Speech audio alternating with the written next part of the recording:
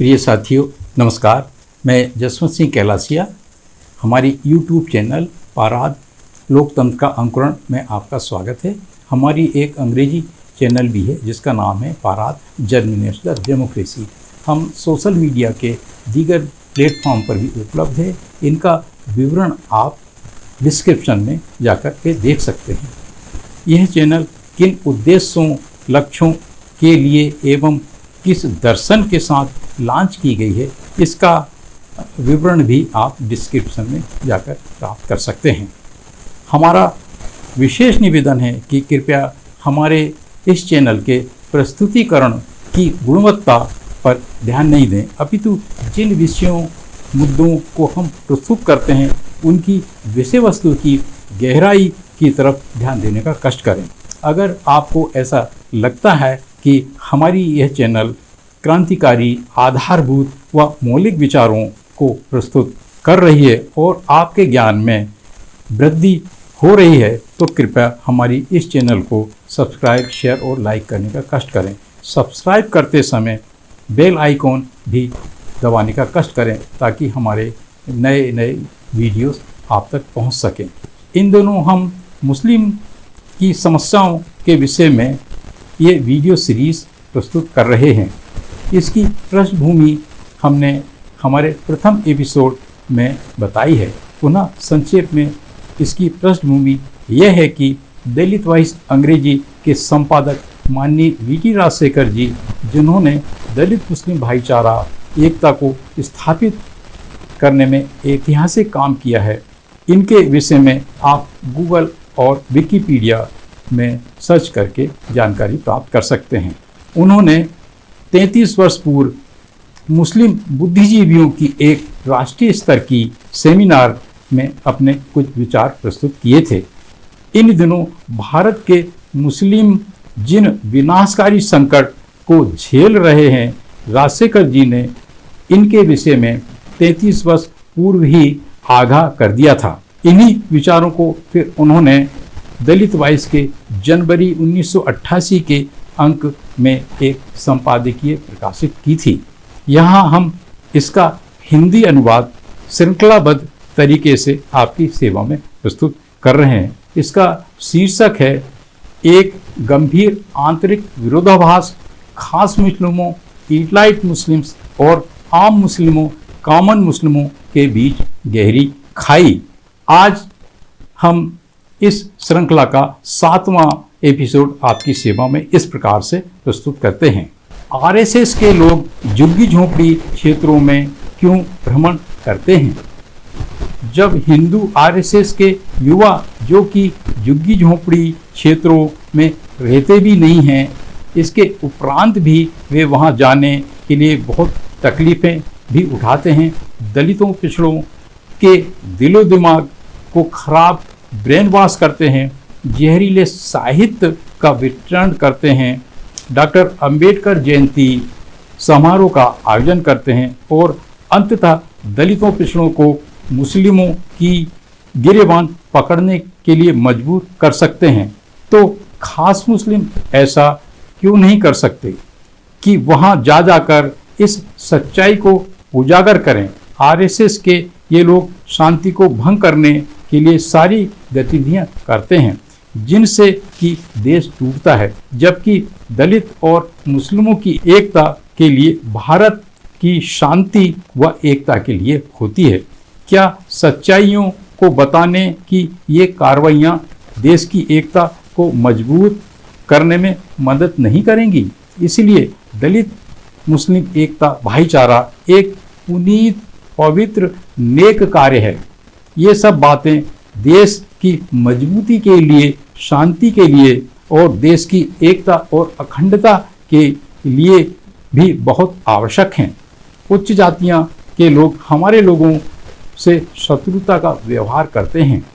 उन्होंने हमें गुलाम बना लिया है, लेकिन यह अवस्था मुस्लिमों के मामले में नहीं है। यह बात ध्यान देने की है कि पूरे भारत में कहीं भी मुस्लिमों एवं दलितों के बीच कोई विरोधाभास नहीं है। कश्मीर में, जो कि एक मुस्लिम बाहुल्य राज्य है, वहाँ मुस्लिमों द्वारा दलितों पर कोई अत्याचार नहीं किया जाता।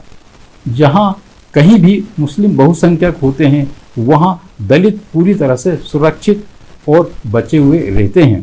केरल के मुल्लापुरम जिले ने इस बात को साबित कर दिया है।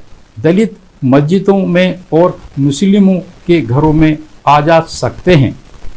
वे अर्थात मुस्लिम छुआछूत नहीं मानते, जबकि ईसाइयों और सिखों में जातिवाद हो सकता है और अछूत जो इन दिनों धर्मों में धर्मांतरित हैं भेदभाव का सामना कर सकते हैं, जबकि इस्लाम में ऐसा कुछ नहीं है। अछूत मुस्लिम या नव मुस्लिम जैसी कोई बात नहीं है। एक जन्मजात मुस्लिम अपनी बेटी की शादी एक धर्मांतरित मुस्लिम से आसानी से कर देता है। बिंदु यह है कि दलित मुस्लिमों से नफरत नहीं करते। जब हमारा शत्रु दलित बस्तियों में जाता है और जन्म जन्मांतर के अपने खून के रिश्तों के भाइयों ब्लड ब्रदर्स अर्थात मुस्लिम भाइयों के प्रति नफरत पैदा करता है, तो क्या खास मुस्लिमों जो कि सांस्कृतिक रूप से बहुत अमीर भी हैं और बड़े भाई भी हैं का ये फर्ज नहीं बनता कि वे इन सब बातों को रोकें। इसी बिंदु पर हम पाते हैं कि ये खास मुस्लिमों की एक बहुत बड़ी असफलता है। जब ये खास मुस्लिम अपने ही खुद के गरीब मुस्लिम भाइयों बहनों के इलाकों में नहीं जाते हैं, तो क्या हम उनसे ये उम्मीद कर सकते हैं कि वे दलित क्षेत्रों में जाएंगे? यही वे कारण हैं कि खास मुस्लिम भी वर्तमान समय में संकट के समय में आम मुस्लिमों को एक कारगर नेतृत्व देने में पूरी तरह से असफल रहे हैं। इसलिए मुस्लिम नेतृत्व क्रांतिकारी आम मुस्लिमों के हाथों में जा रहा है। यही वे कारण हैं जिनसे साबित होता है कि खास मुस्लिमों ईटाइट मुस्लिमों का नेतृत्व पूरी तरह से समाप्त प्राय हो रहा है। मुस्लिमों को चाहिए कि वे हमारे लोगों दलित आदिवासी पिछड़ी जातियों को अपनी शादी की पार्टियों में और ईद के त्योहारों में आमंत्रित करें, उनके साथ खान पान करें। उन्हें चाहिए कि वे हमारे लोगों को मस्जिदों में आमंत्रित करें और कुरान पाक के महान समतावादी सिद्धांत से परिचय कराएं।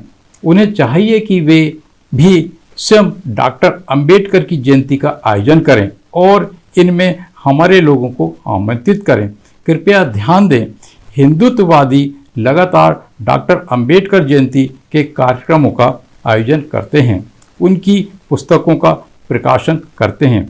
वे डॉक्टर अंबेडकर को एक अच्छा हिंदू साबित करने की जुगाड़ में भी रहते हैं।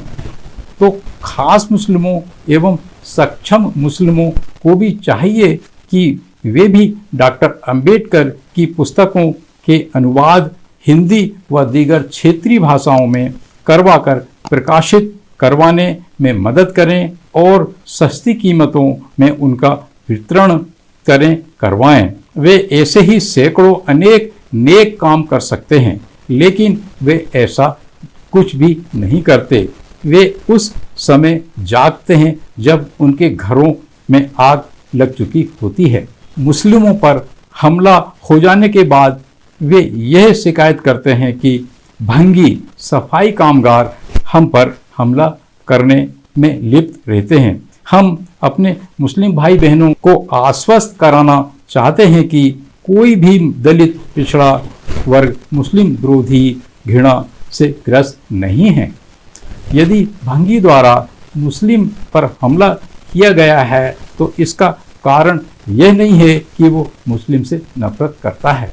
वास्तव में उसे भाड़े पर लिया जाता है और उसकी गरीबी, अनभिज्ञता या उसका सांस्कृतिक पिछड़ापन, पृथक्करण, डिप्राइवेशन उसे मजबूर करता है कि वो स्वयं आसानी से बिक जाए, यानी कि दूसरों के द्वारा दुरुपयोग कर लिया जाए। थोड़ी सी भी शिक्षा से उसके मन को जीतना संभव है। यही वजह है कि बाबा साहब अम्बेडकर ने शिक्षित बनो, संघर्ष करो और संगठित बनो पर जोर दिया था।